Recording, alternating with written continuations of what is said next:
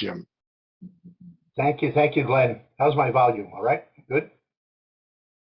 Okay, hold on. Let me set my clock here for 2.5 hours. No, I'm only kidding you. Lunch. That's a long lunches. My name is Jimmy D. I am a recovered alcoholic, but just for today, by the grace of Almighty God, I am that. And if He gives me a restful sleep tonight, and I wake up tomorrow upright and still breathing, I will continue on the trudge by grace. And by His grace, by the way, I just celebrated, and it's hard for me to even believe this, but it is all grace, and I'm very grateful. I just celebrated my 54th sober Christmas. Holy socks. And believe it or not, it was my worst one. My first sober Christmas, 1969, was a horrid.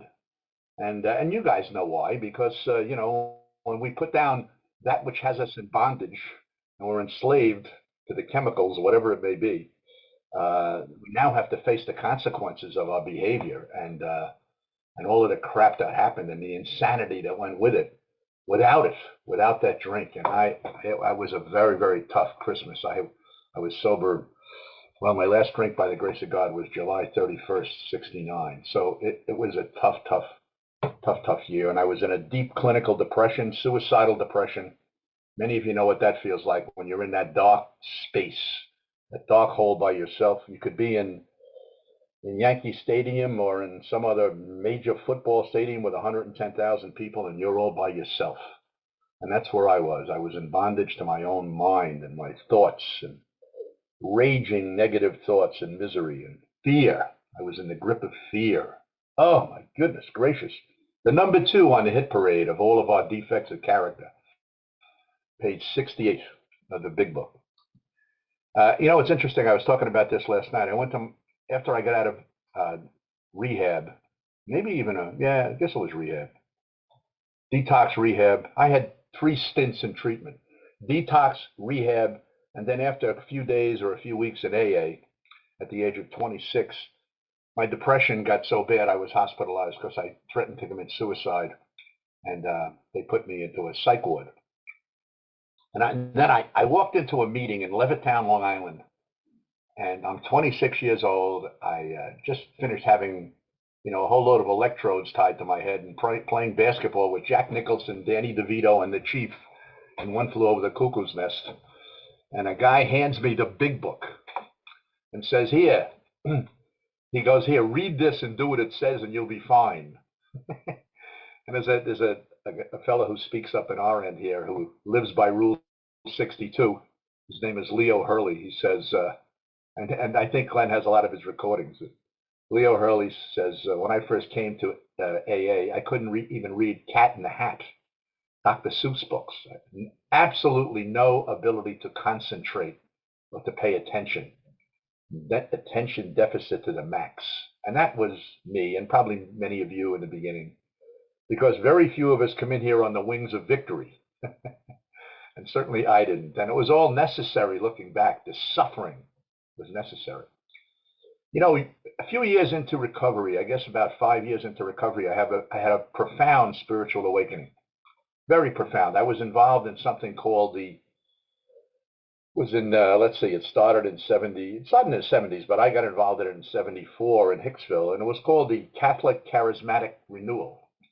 And it was sort of like an oxymoron, Catholic Pentecostalism. It sounds like madness, but it was true. And we were born agains, and we went into this, and I was into it hook, line, and sinker because I'm an addict. I got that kind of a mind that gets obsessed with pleasure. And I was having great pleasure and reward from reading the scriptures, and I remembered them. I could remember them all, and I was on a high note for a long time. Drove people crazy in AA with it. They called me the second coming of Billy Graham and Jimmy Swaggart and who else? All rolled into one. And I spoke in parables and drove people nuts.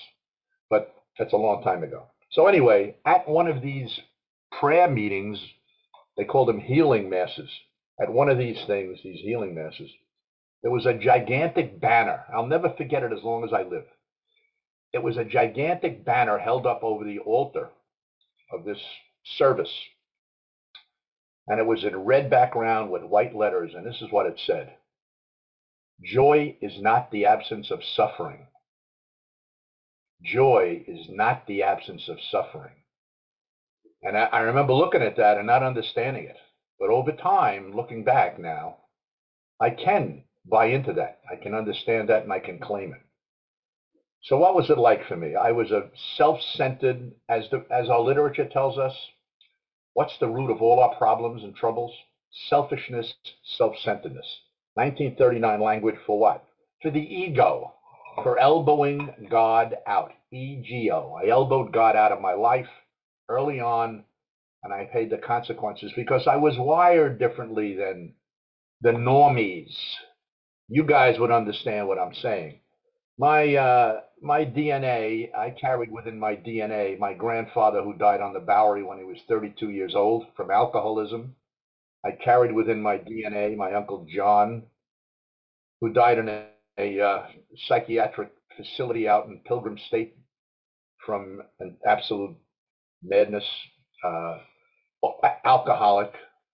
And an interesting thing about Uncle John, I don't know how many people have had this kind of an experience of secrecy. You know, many people with comes from dysfunctional families.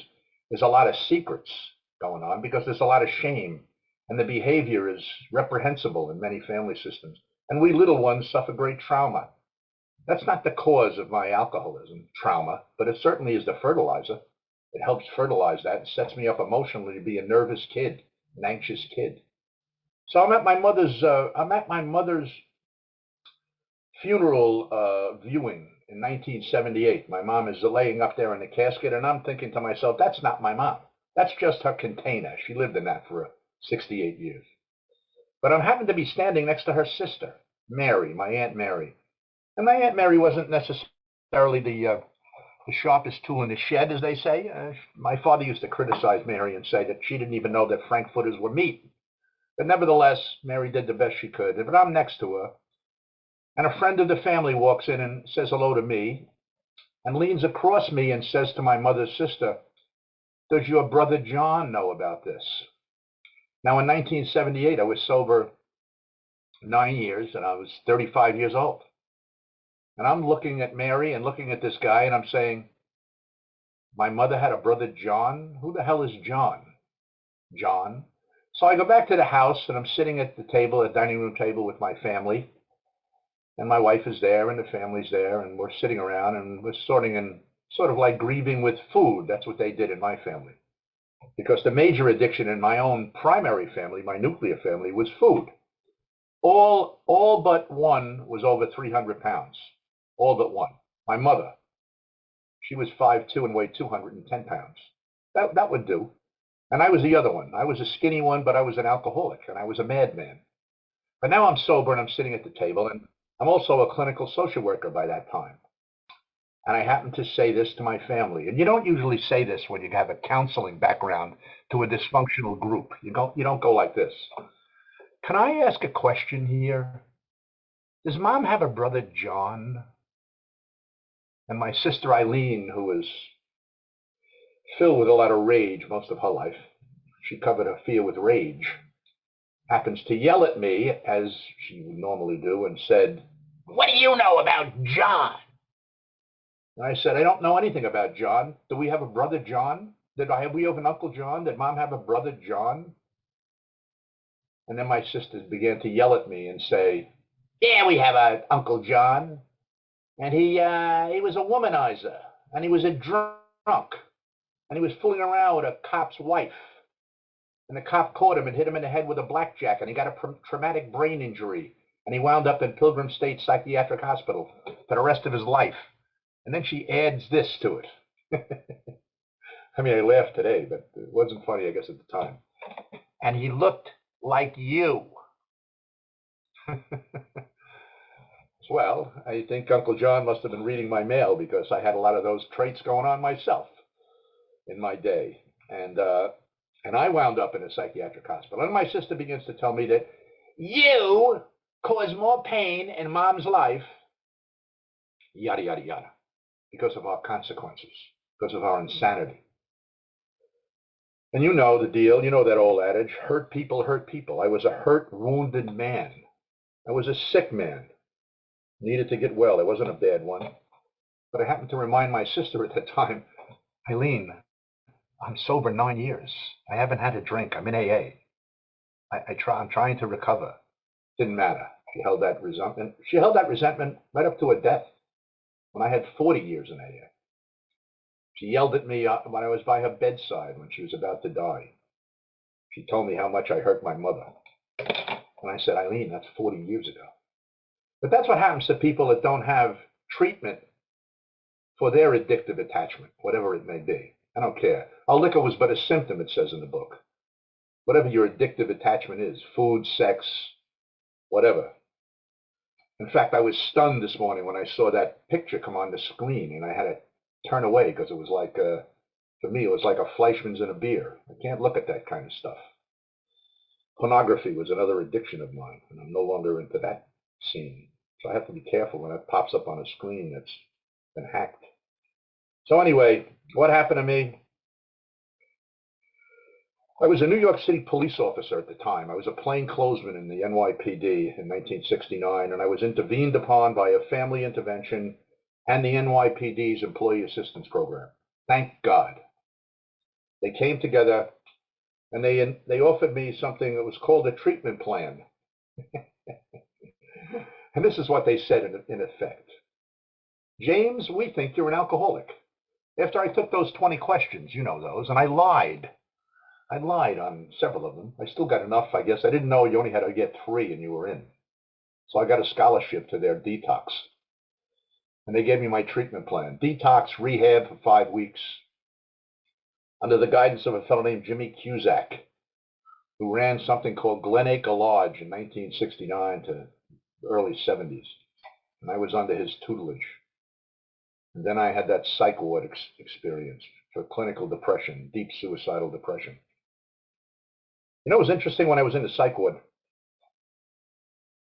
Let me just say this to you. You know, we talk about recovery not coming in on the wings of victory, and the literature tells us what we really need to be set up for that psychic change is ego deflation in depth. That's what they tell us. We need to be crushed, but the ego only gets crushed, it doesn't die, never dies. So here's an example. I'm in a psych ward. I'm abstinent from alcohol for a few months, but I'm in a psych ward because I'm depressed. And I'm in group therapy with people, but I'm better than them because I'm a cop and I'm smarter than I get all of this stuff going on in my head. And then they tell me I have to engage in occupational therapy. And I tell them, I don't want to do that. I have a job. I'm a cop. What I wasn't telling them was I wasn't going to be a cop for long because the consequences that got me into treatment in the first place were enough to have me fired from my job.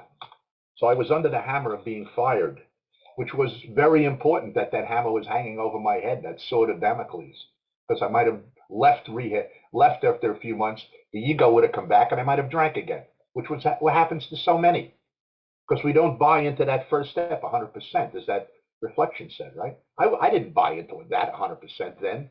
Not at all. I liked AA. I thought it was funny when people spoke and told stories about stealing planes and trains and doing all these wild things. And then they would be up there on stage and people like you would be looking at the person and lusting after them. I always wanted to be lusted after. So it would be nice to be one of them that tells stories. And you'd lust after me. Yeah. So anyway, I let them know I was a NYPD plainclothesman, no less. I don't have to go to occupational therapy. Well, somehow or other it got to me and got to them that if you didn't get an occupational therapy, it wasn't going to go well when I got brought up on trial in the police department. So I joined occupational therapy. I made 2 pairs of moccasins, a jewelry box, and an ashtray. And I became very good at it. I'm good at it. I'm arts and craftsy. I'm very good at that. I'm an artist. I went to art school. The stuff I used to draw, though, you wouldn't want to. That would put on the screen here when we first started. And so, you know, I figured if I get fired, I'll open up an arts and crafts store in Greenwich Village, Manhattan, next to a porno shop, because that's all I really knew. That's all I was into. I was totally addicted to everything. Anything that caused my mood to be altered and feel better about myself. to get away from the guilt and shame was one of my underlying deep spiritual liabilities. I had all of those liabilities going on: resentment and fear, jealousy, envy, procrastination, false pride, dishonesty, and shame. That was my bag of crap that I brought in here. No wonder I was an addict. Who could live with that without turning to something that you get addicted to take you away from that spiritual malady? The book says malady. I remember telling a guy that one years ago, and he said, I read it to be a malady. I thought it was an Irish word. When the spiritual malady is overcome, we straighten out mentally and physically, it says in the book. So anyway, I was a sick dude. And then I came into AA, got a sponsor, did the things I was supposed to do, joined a group, joined a home group, hated service, especially hated talking to people. Like if my sponsor made me go pick a guy up to take him to a meeting, I didn't want to do that. So over time, I did what I was told. You know, that's the great thing about recovery in a 12-step design for living, this miraculous design. Not only do we straighten out mentally and physically, but we do begin to grow slowly spiritually, and so did I. Step 4 through 9, 4, 5, 6, 7, 8, and 9 helps with that. And the fellowship. So I need them both. Any addiction works through the 12 steps, in my opinion. Anyone. I don't care which one it is. They work. But the fellowships are unique. I need people like you that can identify with me when I talk about alcoholism or substance use disorders or chemicals and or depression and anxiety. So, you know, you get it. Now, if I had an eating disorder, it would be hard for me to talk about drinking there. I need the fellowship. Why? I need you to identify with me, and I got to identify with you. I need you to hold me accountable and challenge me when I'm BSing, because my ego will always come back, right? And I need you to inspire me when I'm doing a fourth step. In my opinion, we never do a fourth step alone. Never. In fact, you know the Joe and Charlie pair that were very, very responsible for bringing the big book off the shelf, that went on the shelf in like 1958 after the 12 and 12 came out. Those two guys were miraculous. They brought the big book alive. They brought it alive. Thank God. It's a very sacred book. I didn't really get into it until I had 40 years in the program.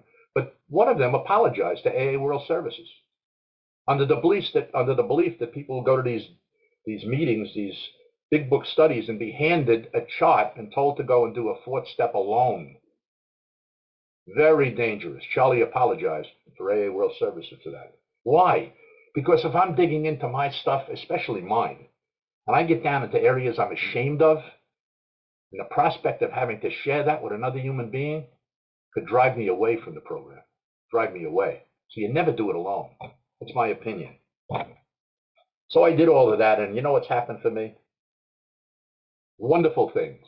As I say, I haven't had a drink by the grace of God. The obsession to drink was taken from me in that rehab, but I had to suffer more.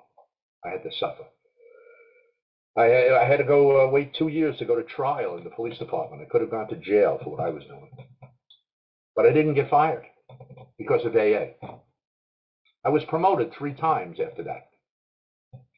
I retired as a lieutenant with captain's pay. I've been collecting a pension for 37 years. By the grace of God, I boast of nothing. Nothing. I was a lunatic. By the grace of God, this miraculous design for living has helped me. Let me tell you 2 things that really mattered for me. I heard Glenn told me I got to share this with you. Well, before I do that, let me just tell you what I do today. 14 years ago, me and another guy were given this book, Back to Basics, the Alcoholics Anonymous Beginners Meetings of the 1940s, written by a fellow named Wally P. And Marty read it halfway through, and then he gave it to me. This is my co-anchor here, Marty. He gave it to me, and he said, here, you read this. Marty was not much of a reader. So I read the book, and something in me said, you're going to do these workshops. And I said, I have 40 years of sobriety. I'm not doing any of that. Let somebody else do it that has less time than me. How is that for self-centeredness? Not me. I'm not doing that. And I went to a spiritual director that I had at the time, and I talked to him about it. And we did the 4th and 5th steps the way the founders did it. When you're doing the step, by the way, the founders did it, you don't write anything. The sharing partner does, or the sponsor writes down. So here I am, I had this priest writing down my inventory, my fourth step inventory. And I was sober 40 years. And I don't have as many as resentments then as I did. And so I got through my fourth step. We get to jealousy and envy, and this guy goes, "Oh my God, I am so envious. I hate." And he starts talking about his own stuff. Catholic priest. And I'm going to end. 2 minutes. Give me a minute. The alarm went off. So he goes, "I'm going to take this to the seminary. I love this. This is the fourth step, this inventory. I'm going to take this to the seminary. We're going to do this in the Redemptorist seminaries, or Redemptorist priests." And he goes, "And you're going to do these, Jimmy. Marty's going to help you, and I'm going to get you to space." Well, we've been doing them for our 14th year now. 3 times a year we do these workshops, just like the founders did. We don't get anybody sober. We carry the message of the founders in the big book the way they did it exactly. We just did our session 2 last night, step 4 and 5, which is interesting. And part of it is called the pipes. And I want to tell you a little story about pipes. I had 29 years in recovery, and I was in a depression again. It visited upon me, which can happen to us. Clinical depression visited upon me, and I had a relatively highly visible job, I should say. I was on TV, and I went into schools teaching the kids about addictions. By that time, I had advanced education, and I was an addiction professional. And I went through this depression, and I called my sponsor on the phone, a guy named Mickey Diamond. And I was telling him I was depressed, and I was comparing myself with another person. By the way, did any of you guys ever do that? You ever compare yourself with anybody else? I was comparing myself, and I'm coming up short. That's called internalized toxic shame, folks. Very common to people with addictions. I'm a piece of crap. I'm an imposter, and they're better than me. So I start to whine to my sponsor on the phone and how this woman is doing better than me, and she's running an agency, and me too, and she's got this going, and she's from Doylestown, Pennsylvania, and she's got this going and that going, and I don't. And she's doing it 20 years, and I'm doing it 3. My sponsor says to me, "Do you have the book God Calling there?" I said, "Yes." He said, "Open it up. Open it up to November the 7th and read it to me." I'm like, what the hell is this got to do? All right, I'll open it up. So I open it up. You do what you're told, right? I open up God Calling, and I start to read it. The topic, the message is this. It's from the Oxford group, 2 women from the Oxford group who write down their notes. That's what the whole book God Calling is. It's from the Oxford groupers, 2 anonymous women. And essentially what they're reading, what they're saying is the Lord is talking to them, and this is what he says. Stop thinking you're less than or better than other people. Consider the pipe. Can a pipe ever be a good pipe or a bad pipe? No. It's the water that goes through the pipe that heals and blesses, not the pipe. The pipe's job is to get unclogged and have nothing in that clogging lumen of the pipe to stop the water, right? Well, you, James, are my pipe. And you're going to get clogged up with the self, the bondage of self, and all those things that block my power from coming through you, those liabilities.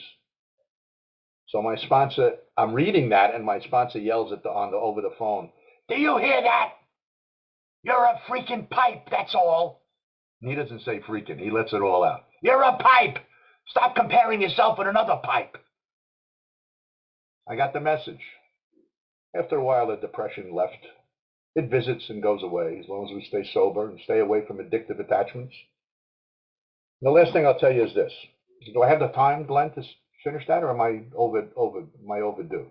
Let me know. You can go to the end of the hour. It's fine. I can't hear you. You can go to the end of the hour. It's fine. Okay. So here's the last thing I want to tell you. Over time, I came to believe that addictions have a root in, as I said, in DNA and in genetics. And I've learned a little bit about that over time. So I like to think that I have different wiring in my head than my wife. My wife is a social drinker. She can have a Manhattan on the rocks at night. And she does. She has one every night. She has a Manhattan on the rocks. She has a trail mix. She's sitting there in a bathrobe and watches TV. And then she kisses me goodnight and goes to bed. Right? It's normal. She's a normal person. She doesn't have the wiring I do. I get a kick out of her. I watch it because I watch what alcohol can do for somebody like that. That's a normal.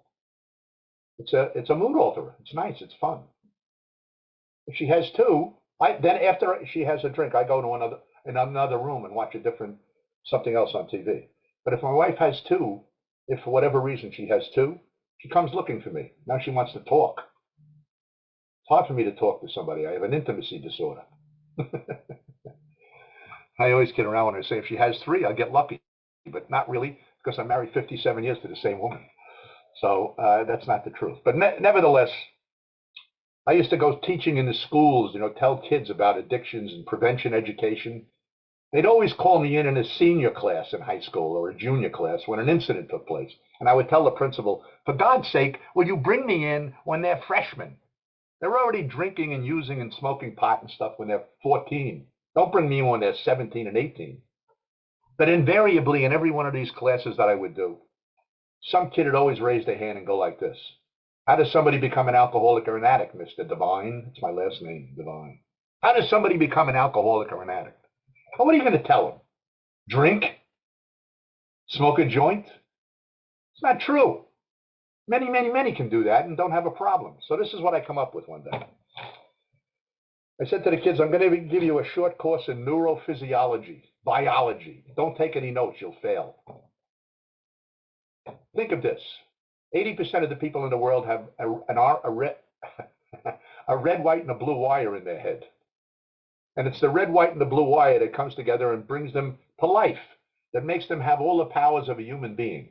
They have physical powers. They can move their arms. They have fear. They have emotional power. They feel feelings, joy, sadness, right? They have an emotion, a mental power. You're thinking, you're listening to me and you're thinking and you're absorbing it. That's a mental power. You have a social power. You shake hands with each other. You say, hi, my name is Jimmy D. You want to know about people. That's a social power. That's part of our humanity. And you also have what? The power of the will. You have a willpower. And think of it as a pie. You have all these 5 pieces of a pie, the willpower. But in the middle, you got this big hole. Remember those pies when you could look at the pie and you knew it was a cherry pie or a blueberry pie? I say the middle of the pie is your spiritual power. So I do this routine with them, draw a pie on the wall and on the board, but I'd always put my number above the pie, my phone number. And then I'd say, here's the story. Everybody has a red, white, and a blue wire, 80%, and that gives them life of the pie. I said, however, let me call out a couple of names here. There's 10 kids. How about you, Amy B? There's Amy B. Would you stand up, Amy B? So Amy B stands up. And how about you, John? Would you stand up? So Amy B and John stand up. And I say, what kind of wire does Amy B and John have? And the kids yell out, red, white, and blue. Right. But Amy B and John have an orange wire as well, but they don't know it. And it's the orange wire that gives them the susceptibility to become addicts. They'll become an addict. They'll become addicted to a substance. They don't know that. It comes from maybe their DNA for 1,000 years. They don't know they have the wire. So now the kids go like this. How do you know you have the wire? I say there's 3 ways to know. The first way is to have an autopsy. Now they just look at me. And I say the second way. What's the second way? The second way is to do a family tree. Do a family genogram. Go back as far as you can, but do it with somebody in your family that you trust. And then ask them, did anybody in my family ever have a drinking problem or a drug problem? And you start coloring in with an orange wire the circles or the squares of the people that had a problem, going back as far as Grandpa and Uncle Jim and Uncle John and Aunt Jane and whatever.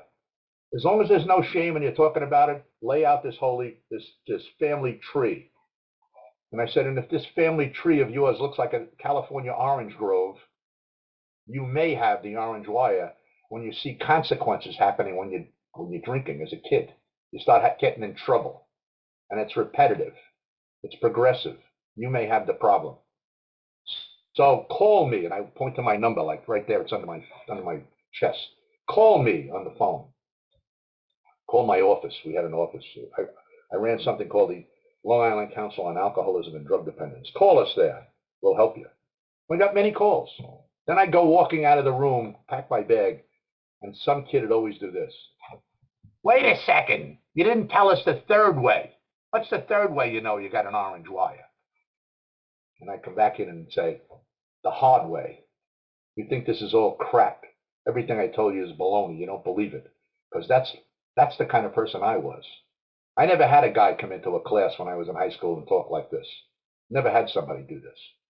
But now you've had me. And if you think this is a lot of crap, then put my number in your wallet. Because someday you might need it. And you know, I have met people in AA that I saw as seniors in school later on. So that's my story. That's my life. I'm active in the recovery process today. I'm married 50, going on 57 years. I have two growing children, and they each have two kids. So I got four grandkids. And none of them, neither my children nor my grandkids, have ever known that Papa was a nut job, alcoholic, active drunk. They never saw me drink. They call me silly. They think I'm silly, my grandkids.